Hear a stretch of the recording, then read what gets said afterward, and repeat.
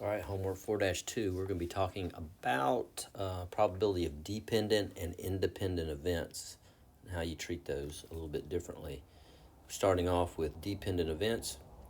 Now, the thing to understand is when you take a quiz, or one of the things you understand is when you take this quiz or test, you're not going to have the name of the problem up here to tell you whether these events are dependent or independent. So you need to pay attention as you read through here to see what kind of words determine what makes these dependent versus independent events.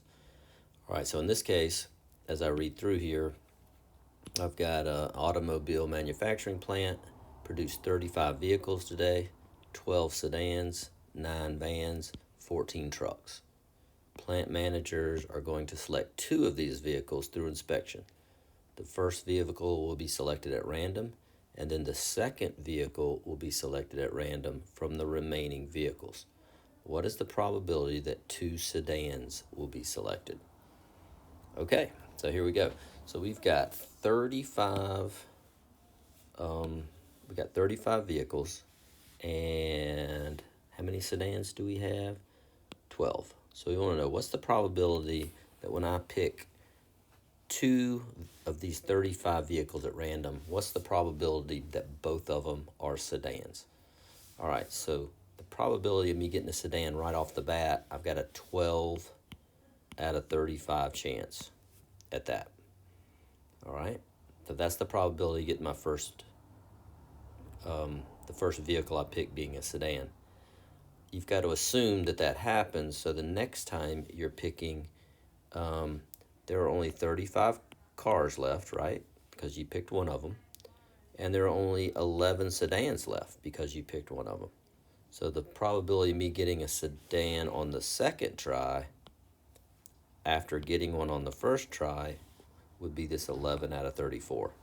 Okay, here's the probability of the first, here's the probability of getting it the second time. I multiply those probabilities together to find the overall probability of both of them happening. Okay, so I'm gonna type this into my calculator and then round it to 3 decimal places. So whatever that gives me to 3 decimal places. Okay, that's how I would come up with that one.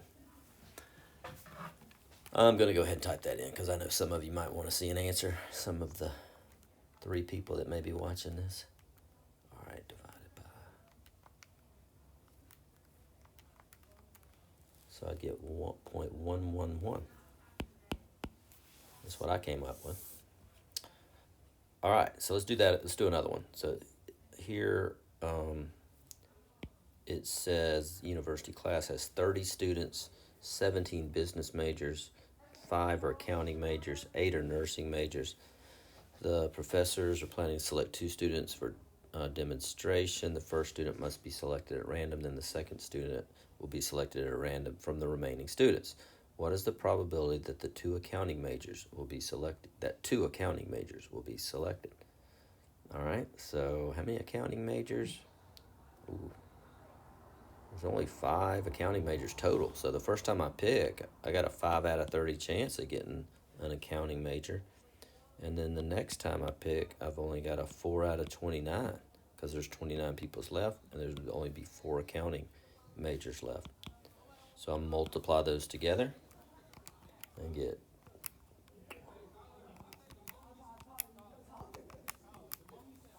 0.023. And that would be my probability of both of them being accounting majors if I'm picking them at random. Those are dependent. This probability depends on what happens in that probability. Okay, so that because it changes. So these numbers are changing because something happened in the first one. All right, so let's go on. Let's go straight to do our dice problem. All right, so we've got 2 dice, normal dice, 1 through 6. And down here, I have put a table for you so you can kind of see all the different rolls. So if you're rolling dice, if you have 2 dice, and these are all the possible rolls when you roll 2 dice. 36 things could possibly happen. Okay, you could roll. Look at this. There's only one way to roll a 2. The only way to roll a 2 is if you roll double ones. The only way to roll 12 is if you roll double 6s. But there are all these ways right here to roll a 7. Okay, in fact, 7's the number that's most often rolled, because there are more ways to roll a 7 than any other number when you're rolling 2 dice. There's only 2 ways to roll a 3, with a 2 and a 1, or a 1 and a 2. There's only 2 ways to roll an 11, and those are the ways. Okay? So we want to know, but there are 36 different possibilities.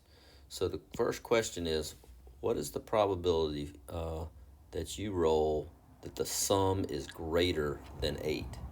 Okay?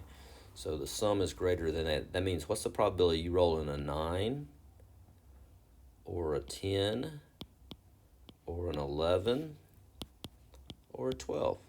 What are those probabilities? Okay, so let's look and see where do those occur. Here, all my ways of rolling a 9, a 10, an 11, and a 12. 4 ways to roll a 10, 4 ways to roll a 9, 3 ways to roll a 10, 2 ways to roll an 11, 1 way to roll a 12. So the probability of rolling a 9 is, what did we say, 4 ways? There are 4 ways to do it. There are 3 ways to do this. A 10, there are only 2 ways to do it. 11, there's only 1 way to do. And I am going to add those together, okay? Because there's a total of 10 ways that I'm looking for right there. So that's 10 out of 36 ways I can get a sum that's greater than 8.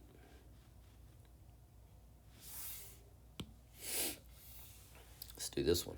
Let me get rid of some of this.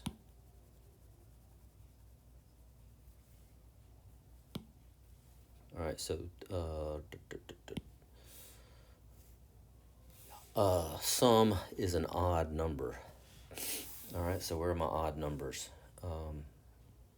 3's an odd number.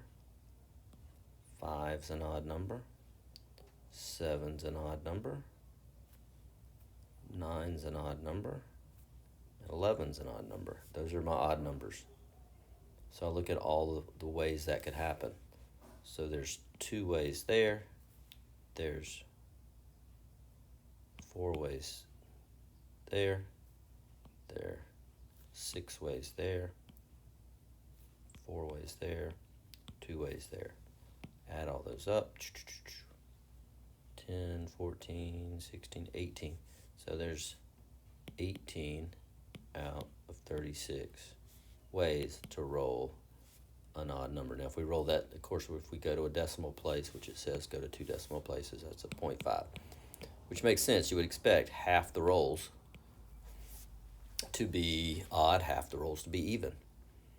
But 18, there are 18 out of the 36 ways to get an odd number. So this chart down here is helpful. Helps you to see kind of how the different rolls how they play out. So you might just want to keep that close by when you're doing some of those. All right, good luck. Let me know if I can help.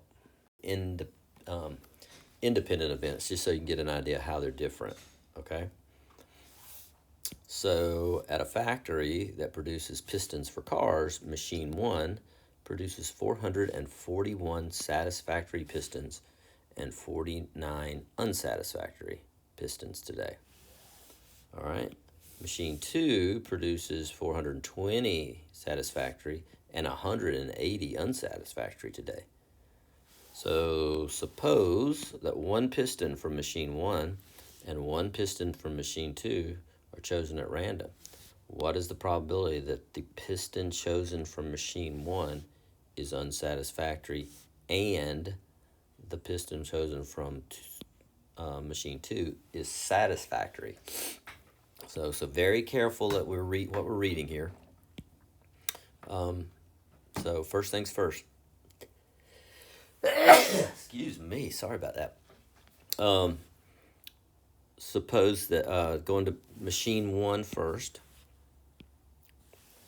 and we are looking from machine 1. What's the trying to find the probability that it's unsatisfactory when you take a random one. All right, so in machine 1, there were 49 unsatisfactory ones. So 49 out of the total, because the total had 441 satisfactory, 49 unsatisfactory.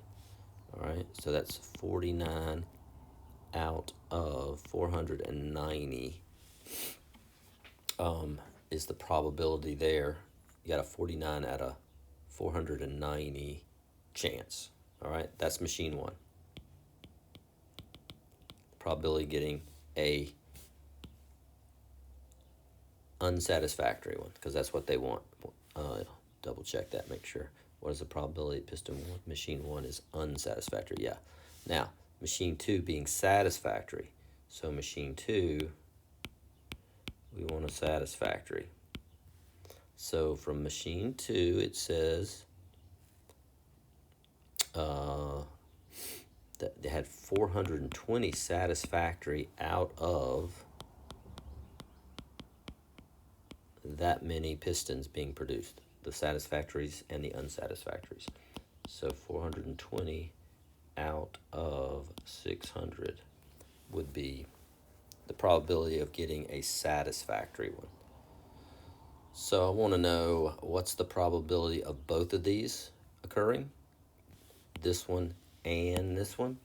So the way I do that is I multiply them together.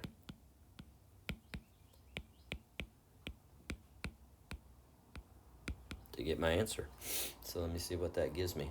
49 times 420 divided by 490 divided by 600. And I got 0.07, 7% chance of that happening. So this probability did not change based on this probability. These were independent of each other, okay? These numbers would, what happened over here didn't impact what happened right here. So that's why those are independent of each other. All right, let's go